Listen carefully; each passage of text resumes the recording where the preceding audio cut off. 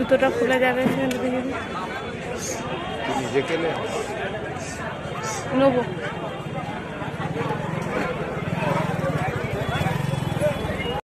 আমরা এখন আছি বুদ্ধ গয়া মন্দিরে, যেখান থেকে বুদ্ধদেব বুদ্ধিপ্রাপ্ত জ্ঞান প্রাপ্তি করেছিল, সেইখানে আছি আমরা।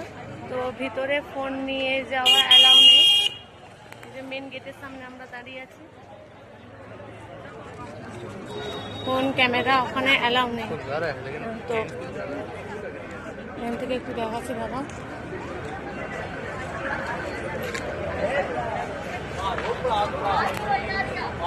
যেটা হচ্ছে মেন গেটটা।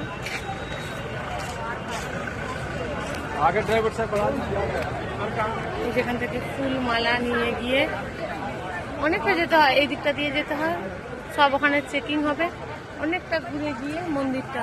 আর এটা হচ্ছে এক্সিট, মন্দিরটা ঘুরে এই দিকটা দিয়ে বেরোনোর জায়গায়, যে গেটটা দিয়ে।